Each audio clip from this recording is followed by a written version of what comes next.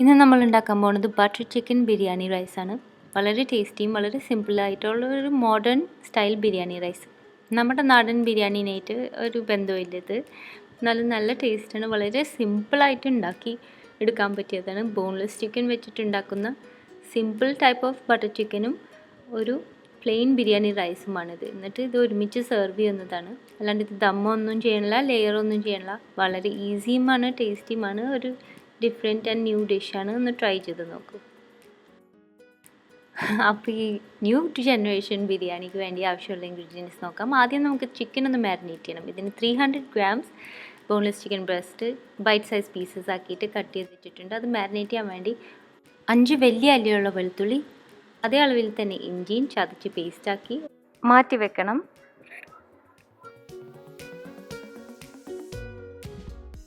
ഒരു teaspoon നാരങ്ങനീര്, 1/2 teaspoon ഉപ്പ്, 1 teaspoon Kashmiri മുളക് പൊടി, ഇതെല്ലാം ചേർത്ത് നമ്മൾ ഈ ചിക്കൻ ഒന്ന് മാരിനേറ്റ് ചെയ്യാൻ പോവാണ്. ഒരുപാട് നേരമൊന്നും മാരിനേറ്റ് ചെയ്യണം. നമ്മൾ ബാക്കി ഈ റൈസിന് വേണ്ടി മസാലയ്ക്ക് വേണ്ടിയുള്ള ഇൻഗ്രീഡിയൻസ് റെഡിയാക്കണം. അത്ര നേരം മാരിനേറ്റ് ചെയ്താൽ മതി. ഇനി നമ്മുടെ റൈസ് കുക്ക് ചെയ്യാൻ വേണ്ടി ആവശ്യമുള്ളത് 2 കപ്പ് ബാസ്മതി റൈസ് നന്നായി കഴുകി 10 മിനിറ്റ് സോക്ക് ചെയ്തതിന് ശേഷം ഡ്രെയിൻ ചെയ്യാൻ വെച്ചിട്ടുണ്ട്. ഒരു വലിയ അല്ലിയുള്ള വെളുത്തുള്ളിയും അതേ അളവിൽ തന്നെ ഇഞ്ചിയും നന്നായി മിൻസ് അല്ലെങ്കിൽ ഫൈനലി ചോപ്പ് ചെയ്ത് വെച്ചിട്ടുണ്ട്. പിന്നെ നമ്മുടെ ഹോൾ സ്പൈസസ് 2 ഏലക്ക, 4 ഗ്രാമ്പൂ, 2 ചെറിയ കഷ്ണം കറുകപ്പട്ട, പിന്നെ ഒരു സവാള, ഒരു സ്മോൾ സൈസ് സവാള ഒരു 1/3 കപ്പ് വരും സ്ലൈസ് ചെയ്തതും, 1 ടീസ്പൂൺ ടൊമാറ്റോ പ്യൂറേ. ഇതൊക്കെയാണ് നമുക്ക് റൈസിന് വേണ്ടി ആവശ്യമുള്ളത്.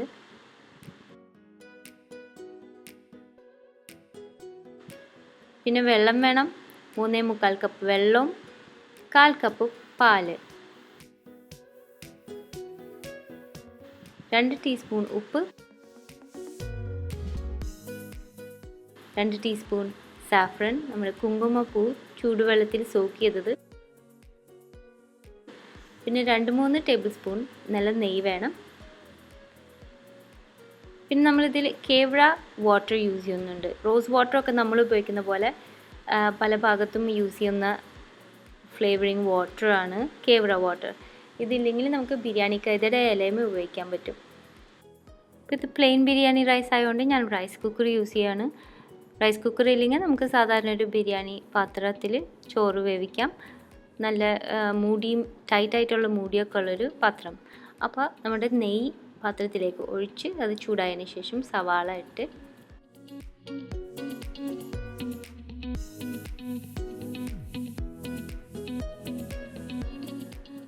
ഒന്ന് മിക്സ് ചെയ്തതിന് ശേഷം നമുക്ക് ആ ഫൈനലി മിൻസ് ചെയ്ത ഇഞ്ചിയും വെളുത്തുള്ളിയും ആദ്യം ചേർക്കാം.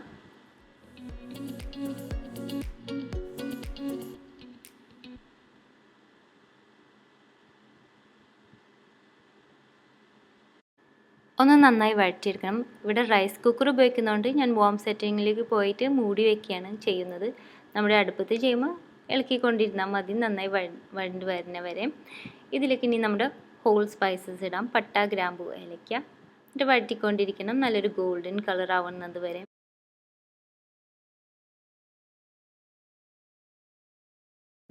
അപ്പോൾ നമുക്ക് ടൊമാറ്റോ പ്യൂറേ ആഡ് ചെയ്യാം. വളരെ കുറവ് എമൗണ്ട് ഉള്ളൂ. അതിൻ്റെ എണ്ണ ഒന്ന് തെളിഞ്ഞ് വന്നു കഴിഞ്ഞാൽ നമുക്ക് നന്നായി ഡ്രെയിൻ ചെയ്ത് വെച്ചിരുന്ന ആ അരി ഇപ്പോൾ ആഡ് ചെയ്യാം. വെള്ളം തീരെ ഉണ്ടാവരുത്. ഇതൊന്ന് നന്നായി ഫ്രൈ ചെയ്തെടുക്കണം. ടൊമാറ്റോ പ്യൂറേയും ആ സവാള, ഇഞ്ചി, വെളുത്തുള്ളിയുടെ ഒക്കെ ഫ്ലേവർ ഒന്ന് പിടിക്കാൻ വേണ്ടിയിട്ട് ഒന്ന് മൂടി വയ്ക്കാം.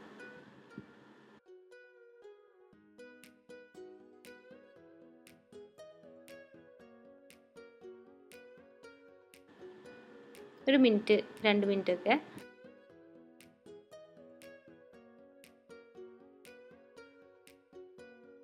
അതിനുശേഷം നന്നായി പിന്നെയും തീ കൂട്ടി ടോസ് ചെയ്ത് ഇതിലേക്ക് വെള്ളവും പാലും നേരത്തെ പറഞ്ഞ അളവിൽ ആഡ് ചെയ്ത് കൊടുക്കുന്നുണ്ട്.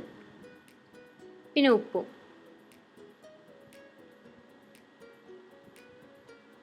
പിന്നെ നമ്മൾ ബിരിയാണിക്കായത് അല്ലെങ്കിൽ രമ്പ ഇല എന്ന് പറയുന്ന ഈ ഇല ആഡ് ചെയ്യുകയാണെങ്കിൽ ഇപ്പം ഒരു കെട്ടിട്ടിട്ട് ആഡ് ചെയ്ത് കൊടുത്താൽ മതി.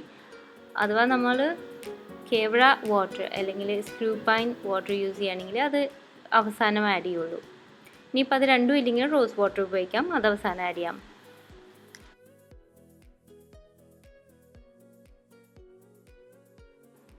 അപ്പോൾ ചോറ് വെള്ളത്തിൽ നന്നായി ഒന്ന് ഇളക്കിയതിന് ശേഷം നമുക്ക് അടച്ചു വെച്ച് കുക്ക് ചെയ്യാം. റൈസ് കുക്കർ ആകുമ്പോൾ ഒന്നും നോക്കാനില്ല, വാം സെറ്റിങ്ങിലാവുമ്പോൾ അത് റെഡിയാണ്. നന്നായി അത് ഫ്ലഫ് ചെയ്തെടുത്താൽ മതി.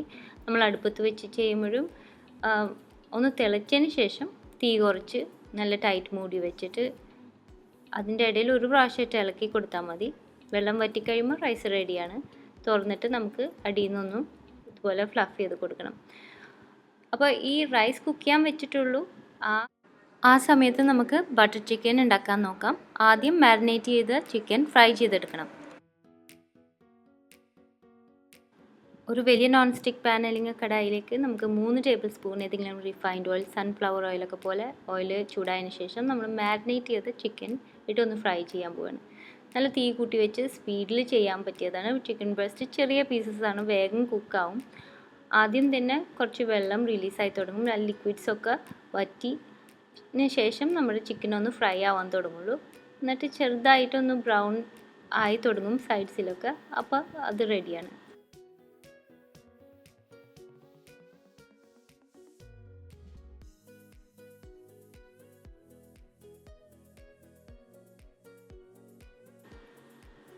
ഇങ്ങനെ വെള്ളമൊക്കെ വറ്റി ഒന്ന് ബ്രൗൺ ആയതിനു ശേഷം നമുക്ക് ബട്ടർ ആഡ് ചെയ്ത് കൊടുക്കാം. 1 ടേബിൾ സ്പൂൺ ബട്ടറാണ്. ആ ബട്ടർ ഒന്ന് മെൽറ്റ് ചെയ്ത് കഴിഞ്ഞതിന് ശേഷം നമുക്കിത് ഡ്രെയിൻ ചെയ്ത് മാറ്റി വയ്ക്കാം. എന്നിട്ട് അതിലുണ്ടായ എണ്ണ മുഴുവൻ ആ പാനിലേക്ക് തന്നെ റിട്ടേൺ ചെയ്യണം.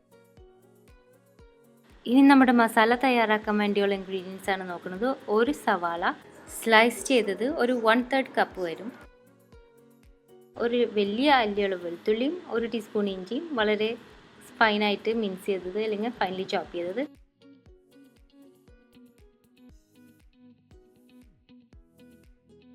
പിന്നെ ഹോൾ സ്പൈസസ് വേണം. 2 ഏലക്ക, 2 ചെറിയ കഷ്ണം കറുകപ്പട്ട, 4 ഗ്രാമ്പൂ, 2-3 ടേബിൾ സ്പൂൺ ടൊമാറ്റോ പ്യൂറേ വേണം. 1 teaspoon കടലപ്പൊടി, 2 table spoon evaporated milk അല്ലെങ്കിൽ നെസ്ലെ ക്രീം ടിന്നിൽ കിട്ടുന്നതും, 2 ടേബിൾ സ്പൂൺ ഫ്രഷ് ക്രീം അല്ലെങ്കിൽ നമ്മുടെ അമൂൽ ക്രീമൊക്കെ പോലത്തെ കോഴിങ് ക്രീം.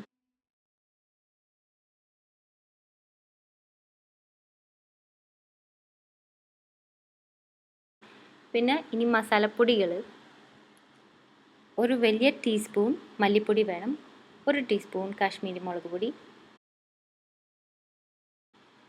1/4 ടീസ്പൂണിനേക്കാളും കുറച്ച് കൂടുതൽ മഞ്ഞൾപ്പൊടിയും, 1/4 ടീസ്പൂൺ കുരുമുളക് പൊടിയും, പിന്നെ ഒരു വലിയ നുള്ള് പെരിഞ്ജീരകപ്പൊടി, ഫെനൽ സീഡ് പൗഡർ, പിന്നെ നല്ല ജീരകം സീഡ്സ് ആയിട്ട് തന്നെ 1/4 ടീസ്പൂൺ കൂടി വേണം. അപ്പോൾ നമ്മൾ ഈ ഡ്രെയിൻ ചെയ്ത് തിരിച്ച് ആ പാനിലേക്ക് ഒഴിച്ച ഓയിലിൽ ആ സവാള ഇട്ട് ഒന്ന് വഴറ്റാം. ഇതിലേക്ക് ഇഞ്ചിയും വെളുത്തുള്ളിയും ഇട്ട് നന്നായി വഴറ്റിയെടുക്കാം. നമ്മൾ റൈസിന് ചെയ്ത പോലെ തന്നെ ഇവിടെ ചെയ്യുന്നു. ഇതിലേക്ക് നമുക്ക് പട്ട, ഗ്രാമ്പൂ, ഏലക്ക ഇട്ട് കൊടുക്കാം.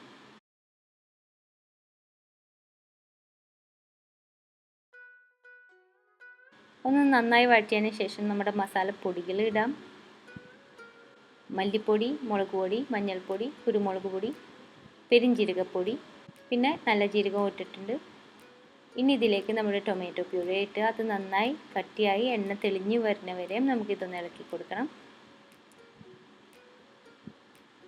ഇനി ഇതിലേക്കൊന്ന് തീ കൂട്ടി വെച്ചതിന് ശേഷം നമ്മുടെ ഫ്രൈ ചെയ്ത് വെച്ച് ചിക്കൻ ആഡ് ചെയ്ത് നന്നായി ടോസ് ചെയ്ത് കൊടുക്കണം. ആ മസാല ഇതിൽ നന്നായി പിടിച്ച് കിട്ടണം. അത് കഴിഞ്ഞ് നമുക്ക് ഒരു 3/4 കപ്പ് വെള്ളം ഒഴിച്ച് ഒന്ന് തിളപ്പിക്കണം. ഇതിലേക്ക് ഉപ്പ് പാകത്തിനിടാം.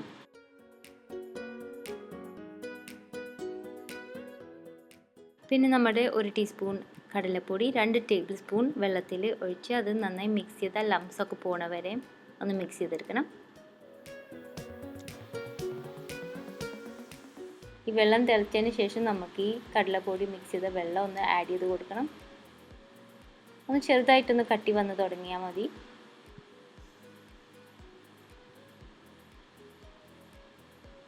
ഇതിലേക്ക് നമ്മുടെ ക്രീംസ് ആഡ് ചെയ്യാം. ഇവാപ്പറേറ്റഡ് മിൽക്ക് ടിന്നിൽ നിന്ന് കിട്ടുന്നതാണ്. അതിന് പകരം നെസ്ലയുടെ ക്രീം ടിന്നിലുള്ളത് ആഡ് ചെയ്യാം. അതിൻ്റെ കൂടെ തന്നെ നമ്മൾ ഫ്രഷ് ക്രീമും ആഡ് ചെയ്യുന്നുണ്ട്. ഈ കോമ്പിനേഷൻ ചേർക്കുമ്പോൾ നല്ല ഫ്ലേവറാണ് കിട്ടുന്നത്. അതുകൊണ്ടാണ് ഞാൻ ഇങ്ങനെ ചെയ്യുന്നത്. ഇനിയിപ്പോൾ ടിന്നിലത്തെ അല്ലെങ്കിൽ ക്യാനിലത്തെ ക്രീം നിങ്ങളുടെ ഇല്ലെങ്കിൽ നിങ്ങൾക്ക് ഫ്രഷ് ക്രീം തന്നെ ഉപയോഗിക്കാം.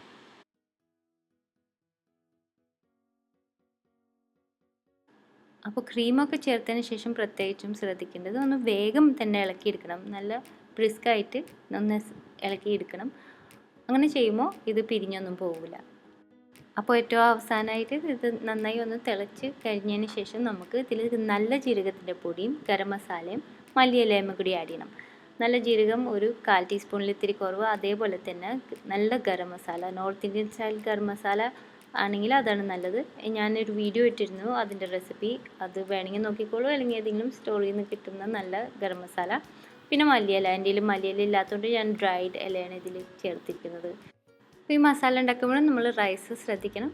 റൈസ് കുക്കറിൽ വെള്ളം വറ്റി, അല്ലെങ്കിൽ അടുപ്പത്ത് വെക്കുകയാണെങ്കിലും വെള്ളം വറ്റിയ ഉടനെ നമുക്കിത് തുറന്ന് താഴത്തുനിന്ന് നമുക്ക് റൈസ് ഒന്ന് ഫ്ലഫ് ചെയ്തെടുക്കണം. ഫ്ലഫ് ചെയ്തെടുത്തില്ലെങ്കിൽ താഴത്തെ ലെയർസിലുള്ള ചോറ് ആവിയിലിരുന്ന് ഇങ്ങനെ അമുങ്ങിപ്പോവും. പിന്നെ അത് വിട്ട് കിട്ടില്ല, അത്ര നന്നായിട്ട് ആരി മണികളായിട്ട് കിടക്കില്ല നമ്മുടെ ബിരിയാണി ചോറ്. അപ്പോൾ ഇത് ഫ്ലഫ് ചെയ്യുന്നതിന് മുമ്പ് നമ്മൾ വെള്ളത്തിൽ സോക്ക് ചെയ്ത് വെച്ചിരുന്ന കുങ്കുമപ്പൂവും പിന്നെ കേവ്ര വാട്ടർ ഞാൻ നേരത്തെ പറഞ്ഞ പോലെ നല്ലൊരു മണമാണ് ഈ ബിരിയാണി റൈസിന് കിട്ടുന്നത്. ഇതില്ലെങ്കിൽ റോസ് വാട്ടർ യൂസ് ചെയ്യാം, അല്ലെങ്കിൽ പറഞ്ഞ പോലെ ആദ്യം ബിരിയാണിയുടെ ഇല ഇട്ടിരുന്നെങ്കിൽ അത് മതി. അപ്പോൾ പതുക്കെ ഒരു ഫോർക്കും ഒരു സ്പൂണും രണ്ടും കൂടി വെച്ചിട്ട് നമുക്ക് ഇതൊന്ന് ഫ്ലഫ് ചെയ്തെടുക്കാം. ആദ്യം മുകളിലത്തെ ലെയേഴ്സ് ഒന്ന് ഇളക്കിയെടുക്കാം, എന്നിട്ട് അടിയിൽ നിന്ന് ഇത് പിടിച്ചെടുക്കണം, ലൂസാക്കി വെക്കണം. എന്നിട്ട് പിന്നെ ചൂടാറാണ്ടിരിക്കാൻ വേണ്ടി മൂടി വയ്ക്കാം. പിന്നെ ഇതിന് വേണ്ട ഒരു സിമ്പിൾ ഗാർണിഷ് ഉണ്ട്. നമ്മുടെ കിസ്മിസ് കുറച്ച് നെയ്യിലിട്ടൊന്ന് ഫ്രൈ ചെയ്തിട്ട് അത് റൈസിൻ്റെ മുകളിൽ ഇടാൻ വേണ്ടിയിട്ടാണ്. കാഷ്നട്ട്സ് വേണമെങ്കിൽ അത് ആഡ് ചെയ്യാം. ഇവിടെ ഞാൻ കിസ്മിസ് മാത്രമേ ആഡ് ചെയ്യുന്നുള്ളൂ. ആവശ്യമുള്ളവർക്ക് അത് കുറച്ച് ഇട്ടിട്ട് കഴിക്കാം. അപ്പോൾ ഈ റൈസ് സെപ്പറേറ്റും ബട്ടർ ചിക്കൻ സെപ്പറേറ്റാണ്. ഇത് ബിരിയാണി റൈസും ബട്ടർ ചിക്കനും ഒരുമിച്ച് കഴിക്കുന്നതാണ് ഈ ബട്ടർ ചിക്കൻ ബിരിയാണി ആയിട്ട് സെർവ് ചെയ്യുന്നത്. നല്ല ടേസ്റ്റാണ്. അത് ഉണ്ടാക്കാൻ വളരെ സിമ്പിളാണ്. ഇടയ്ക്ക് നിങ്ങൾക്ക് ഒരു പുതിയ ഡിഷായിട്ട് ഇത് ഉണ്ടാക്കി നോക്കാം. കുട്ടികൾക്കൊക്കെ ഒരുപാട് ഇഷ്ടമാകും, അതുപോലെ തന്നെ വലിയവർക്കും ഒരു ഡിഫറെൻറ്റ് ഡിഷാണ്. ഞാൻ ആദ്യം പറഞ്ഞ പോലെ ഇത് ശരിക്കും ഒരു ന്യൂ ജനറേഷൻ ബിരിയാണിയാണ്. പലരും ട്രൈ ചെയ്ത് നോക്കണം, ട്രൈ ചെയ്തിട്ട് വിവരം അറിയിക്കണം. പിന്നെ ഈ റെസിപ്പീൻ്റെ എല്ലാ ഡീറ്റെയിൽസും എൻ്റെ ബ്ലോഗിലുണ്ട്, അതിൻ്റെ ലിങ്ക് ഡിസ്ക്രിപ്ഷനിലുണ്ട്. നിങ്ങൾ റെസിപ്പിയിൽ വലിയ സംശയം ഉണ്ടെങ്കിൽ ആ ബ്ലോഗിലത്തെ പേജും കൂടി ഒന്ന് വിസിറ്റ് ചെയ്തോളൂ.